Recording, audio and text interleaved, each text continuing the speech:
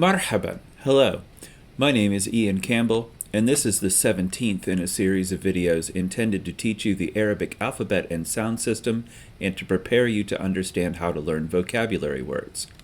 In this lesson, we're going to learn the days of the week and how they relate to the numbers, and then we're going to talk about the way the day is divided up and give the vocabulary for that. So the Arabic word for time is al-waqt.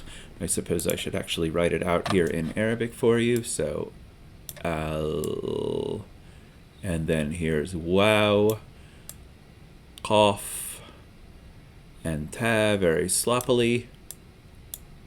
And that is our word for time. There's another word for time when we're referring to time in the very abstract sense, and we'd say az-zaman, but al-waqt is just time in every day.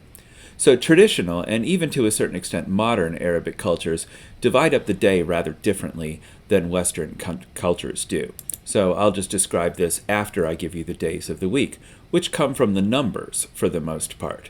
So if I give you the number wahid for one, it will become al-ahad. A lot of times when waw is the first root letter in a word, it will disappear or turn into a hamza. This is very common. So al-ahad is Sunday. It's the first day of the week in Arabic cultures. And next, unsurprisingly, we have Monday. The number 2 is ithnain, and all we have to do is put alif lam on it, and we don't put the hamza on for reasons that are completely pointless to go into here. So al-ithnain can mean number 2, it can mean Monday. It can also mean both of them. So if somebody is asking you, do you want ice cream or cake for dessert? You could say al-ithnain, you want both of them. So that's another useful way to use this number. So Monday is the second day of the week. Tuesday is the third day of the week. Thalatha is 3. Athulatha is Tuesday. So be careful that they're not pronounced. You can't say athalatha for Tuesday. You have to say athulatha. They're pronounced a little bit differently for the most part, although Monday is the same one. So athulatha is Tuesday. Arba is number 4. Al-arbi'a is Wednesday, the fourth day of the week. Again, they're pronounced a little bit differently, but you can see they have the same root letters. Tha, lam, tha, for 3 and for Tuesday, ra, ba, ain for 4 and for Wednesday. So they're pretty easy to learn because they just match up to the numbers. Thursday's the easiest one. Khamsa is 5. Al-khamis is Thursday, and you can see the kha, mim, sin here. Those are our 3 root letters for 5. Then we go way off track. We don't call Friday the 6th day. Friday is al-jum'ah. And al-jum'ah comes from the root for to gather, which is jim. Well, let me write them out as separate letters here, which is the letters jim, mim, ain. This is a very common root, and it means to gather or to gather things together. So the jami'ah, the university, is the gatherer, and that's because al-jam' without the ta marbuta is a mosque. It gathers people together, and universities evolved out of large mosques. And then Europeans found out about this idea and created universities that were attached to large cathedrals. By the way, universitas is the Latin word for corporation, just in case you're interested. And then we have the last day of the week, which is as-sabt for Saturday.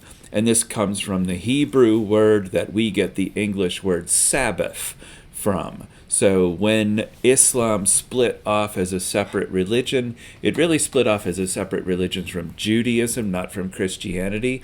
So the Jewish Sabbath is on Saturday, so they kept that day of the week, but they moved their gathering day to Friday, which is how these days of the week got their names.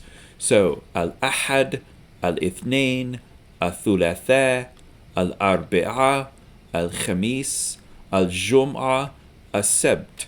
Those are our days of the week. And so you can learn those and add them to your vocabulary. And now I'm going to move on and talk about how Arab cultures divide up the day and how we can use that.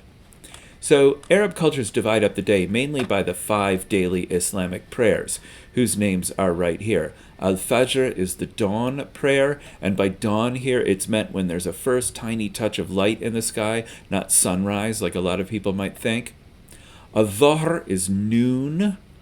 Al-Asr is kind of the mid-afternoon, usually like here in Atlanta, 3:30 or 4 o'clock in the afternoon. It varies greatly with the seasons, especially the farther away you are from the equator. Al-Maghrib, Ghain Ba, is the root for west. So Al-Maghrib is the westing place or the setting sun, and naturally that prayer takes place at sunset. And then Al-Asha, which is the kind of late or mid-evening, 9:30, 10 o'clock at night, in there someplace. And those are the 5 daily prayers. And so Arab cultures divide up the day according to these. So As-Sabah, the morning, is the period between the Fajr and the Dhuhr. And then in traditional cultures, because most Arab-speaking people live in places where it's very hot and dry, everybody goes home at noon and stays there and eats a long lunch with the family and then probably takes a nap and doesn't go back to work until the Asr, the mid-afternoon. That's kind of why the prayer is there, to indicate the end of the midday pause when it's simply too sunny and bright and hot for anyone to really do anything outdoors. And then the period between the Asr and the Maghrib is al-Masa, the evening, or late afternoon. It doesn't really overlap with our time of day. We kind of make evening the part of the day after the sun goes down, and afternoon the part of the day between the Dhuhr and the Maghrib. So if you're in a large city in the Arabic-speaking world, they're going to divide up their day more or less the way we do. But if you're in a more rural area or a more traditional area, you're going to get this more traditional division of the day. And then al-layl is the nighttime, the part after al-asha. So those are our divisions of the day in Arabic.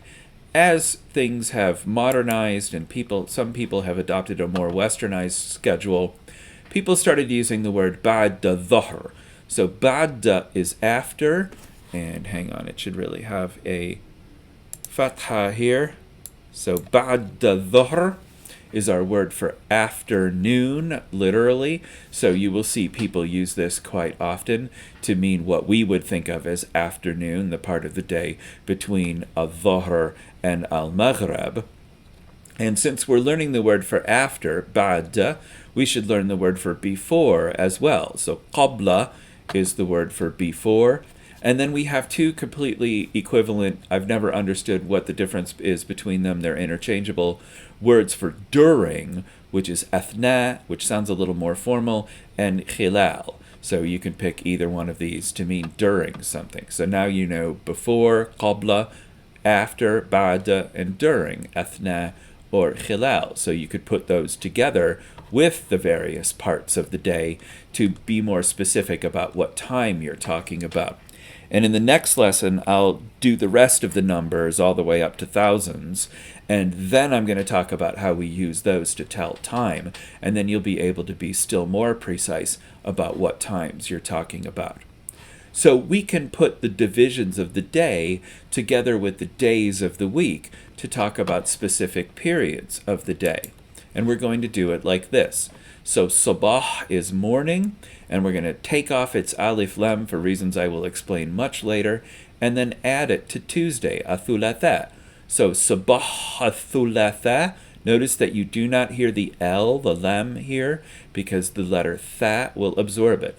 Sabah athulatha gives us literally the morning of Tuesday. We'd say Tuesday morning in English. Masa al-Jumma, and here's where you hear the Hamza. I stopped talking. I'll put a little fatha there to make it clear. So Masa al-Jum'a would be Friday afternoon / evening. And then we're going to change layl to layla for reasons. And we're going to hear the ta in ta marbuta for reasons I will explain in a later lesson. And so laylat as-sabt becomes Saturday night.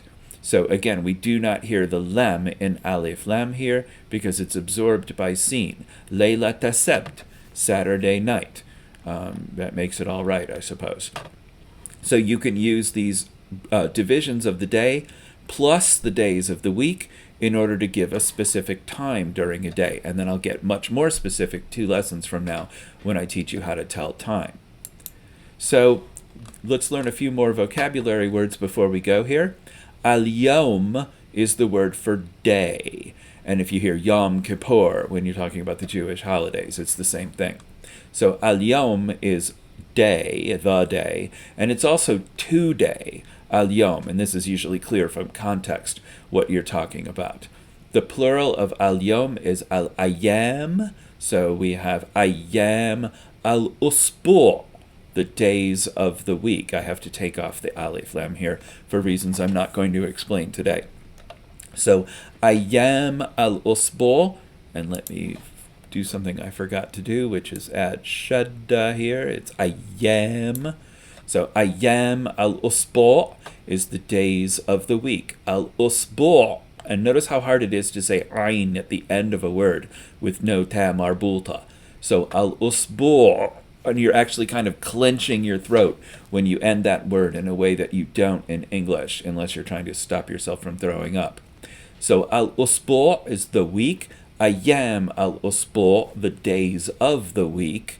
And Usbu' comes from the number 7, sab'a, because of course there are 7 days in the week.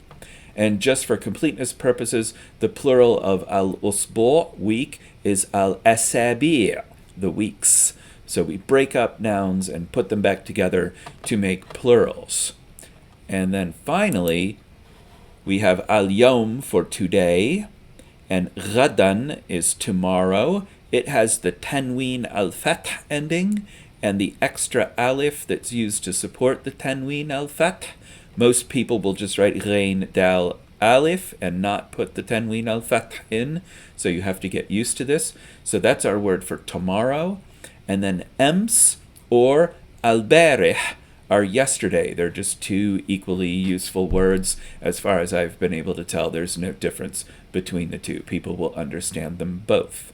So now you could talk about what day you're on and what day is tomorrow and what time of day you'll be doing something roughly, and that will add tremendously to your vocabulary. In the next lesson, I'll give you the rest of the numbers, and we're going to talk about dates, and after that, we'll talk about telling time, and they all use the Arabic numbering system. But for now, I'm going